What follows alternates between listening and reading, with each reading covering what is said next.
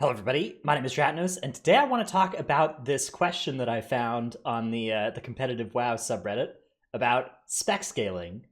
So the post was, "Hey guys, I've heard lots of people mentioning X, Y, and Z specs scale well, so they'll look better at the end of the expansion. But there's basically no way to actually look up which ones are those specs." And then the person's asking, "Can anyone help list them?" So I want to talk a little bit about what specs kind of traditionally have scaled well and poorly. I want to define what that means. And then I also want to throw out some words of caution.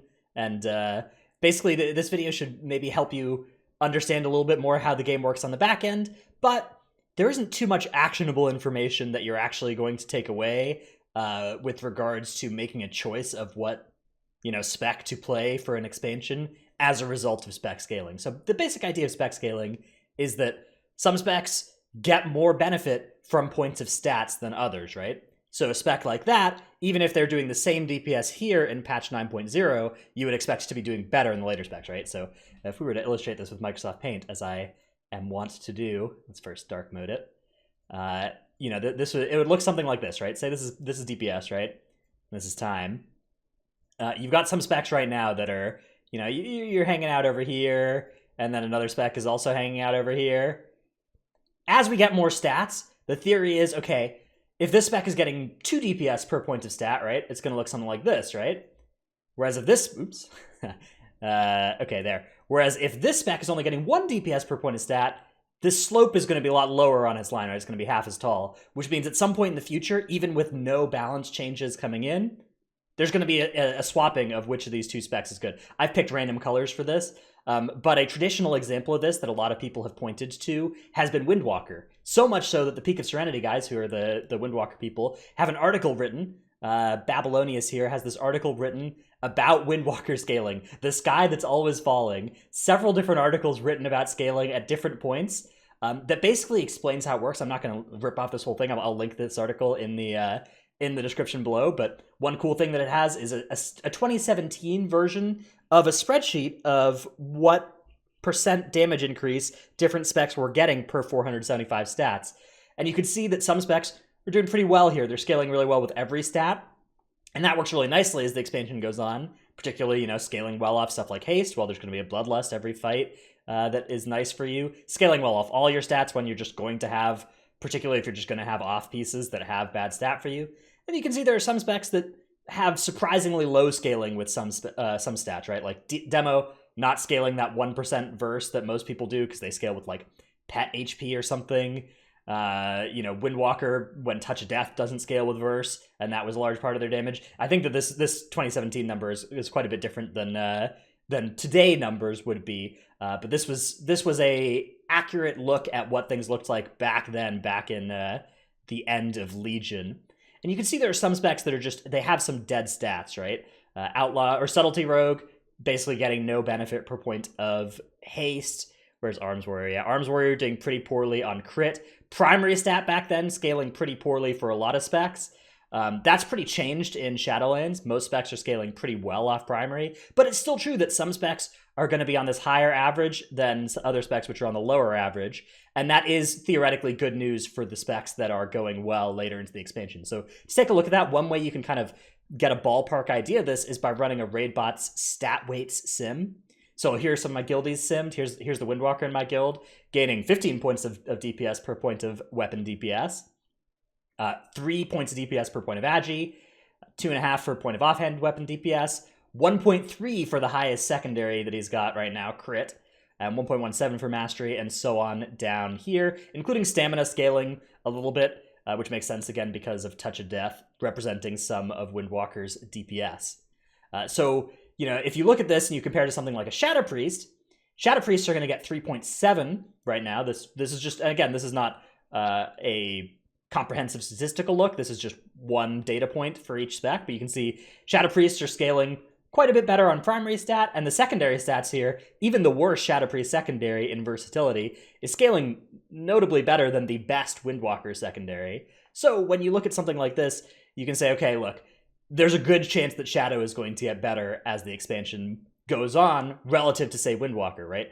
Per 30 item levels that we get, there's just going to be more damage showing up on the Shadow Priest set There are a couple of things that counteract this that are worth mentioning, though. One point is they make stuff that changes how specs operate as the expansion goes on. This expansion, we've already got some instances of that. Conduits, for example. There are some specs that have good conduits that also scale well, and there are some specs that have less good conduits, or conduits that aren't gaining much per point, right?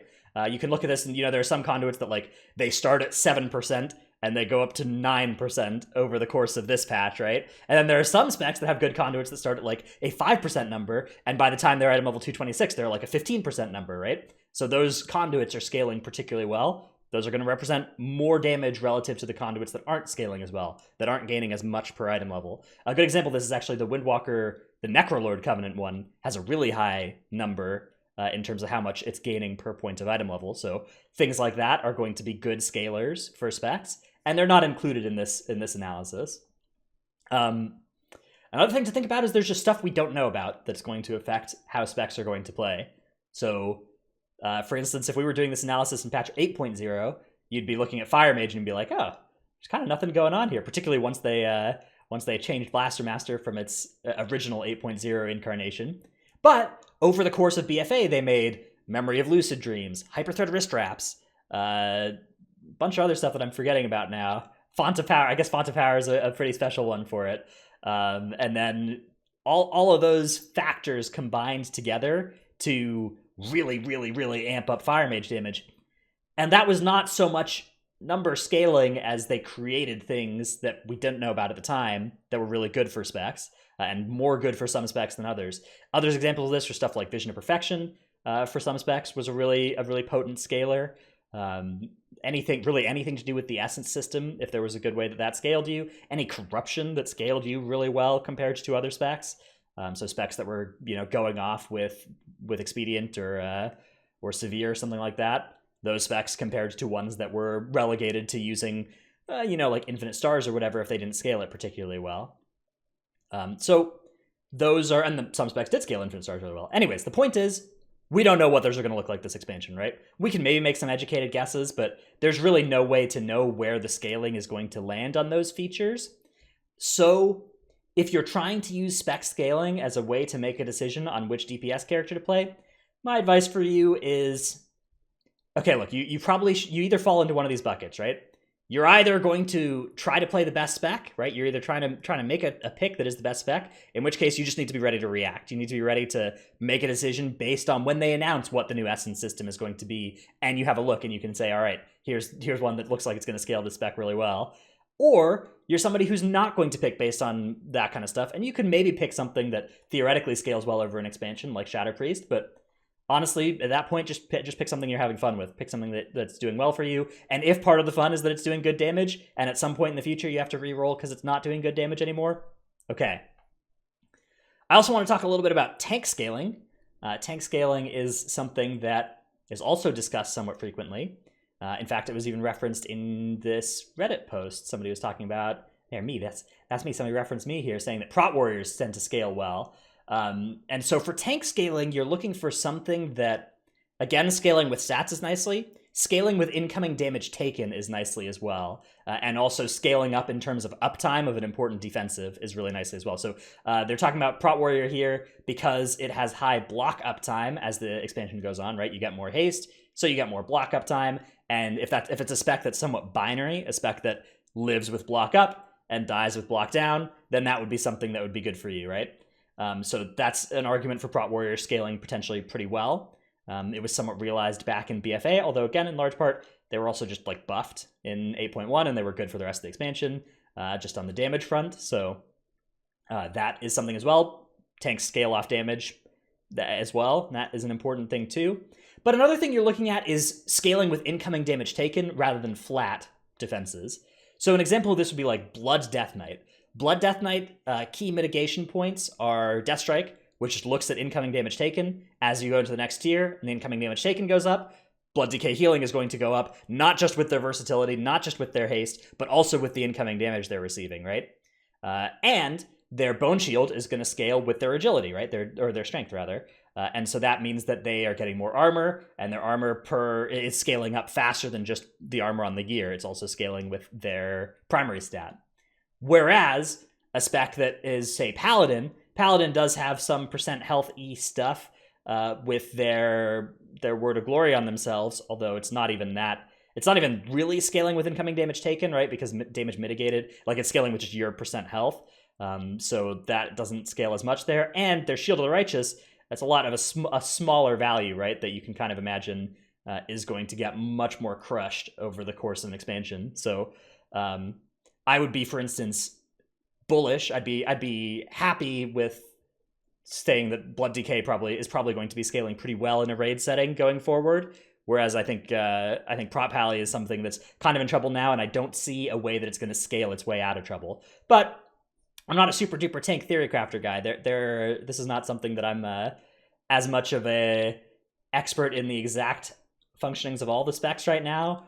So I could be a little bit wrong on that. I actually, for instance, I'm not 100% sure whether Shield of the Righteous does have any scaling with stats or whether it's just a flat amount for the spec. It's such a small number though that I expect it'll probably be irrelevant either way, but that's something I should have looked up before starting this video, but whatever. Water under the bridge. Let's talk about healer scaling as well, because healers do also scale over the course of an expansion. Healers, let's see, let me pull up something. I guess we'll just leave this Windwalker scaling thing on. But healers, there's also some parts about healers that matter as an expansion goes on too. So for instance, there are some specs that do really well on like throughput with their base kit, in the same way that other specs do really well with stats going on. Another thing that really historically has scaled well into an expansion has been damage reduction effects and absorbs, right? Damage reduction effects are naturally good as incoming damage goes up because they scale with the incoming damage in a way that, say, flat healing cooldown type stuff doesn't scale as well. Even though it's scaling with your stat, it's not scaling as well with the incoming damage taken. So that's part of why historically stuff like Paladins and Priests have gotten more and more stacked as expansions goes on.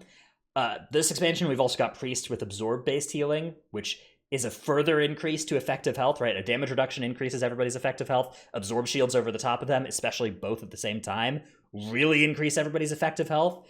And historically, it's been pretty true that at the start of an expansion, the fights are mostly people drop to like 30% health and then they need to get healed, and then they drop to 30% health again and then they need to get healed. Whereas as the expansion goes on, it's more like people are getting challenged for 120% of their health bar, and you need to find a power word shield or a barrier or a devo to prevent them from getting killed to that initial upfront damage, right? It becomes a little bit more of a kind of one-shotty meta in terms of the incoming damage. Hopefully it doesn't look like that again this expansion, because I don't think that that's actually good to be too common. If it does, then that would be good news for stuff like Priest and Paladin. Also would be good news for stuff like Death Knight, whose anti-magic zone is already really, really, really sick, but will get even more really, really sick if that becomes more of a thing. So that is a quick look at how scaling works, quick look at some of the thoughts for both DPS, tanks, and healers on what scales well. TLDR, don't panic. It's interesting. It's interesting to think about, interesting to look at. It can explain if at the end of the expansion we do see, say, Windwalker fall off a cliff, you know why. It's likely to be because of this. But there are so many confounding things that have yet to happen in terms of our player character power level that will have more of an impact on what specs are good than just the scaling. But the scaling is kind of the playing field, the base level of an expectation of what things are going to look like in the future. So, hope this video helped. Let me know what you think. Remember to check out this article if you want in the comments below. I'll put this link in the description. It's a very well written article about this stuff with Windwalker in particular in mind. Another thing to consider right before I finish the video, which I should have talked about during the video, is they've also somewhat nerfed specs that scale particularly well with one stat this expansion, with this effect where there's diminishing returns. So once you get above 30% of a stat, except for mastery, because the percent of mastery is different for different specs, right?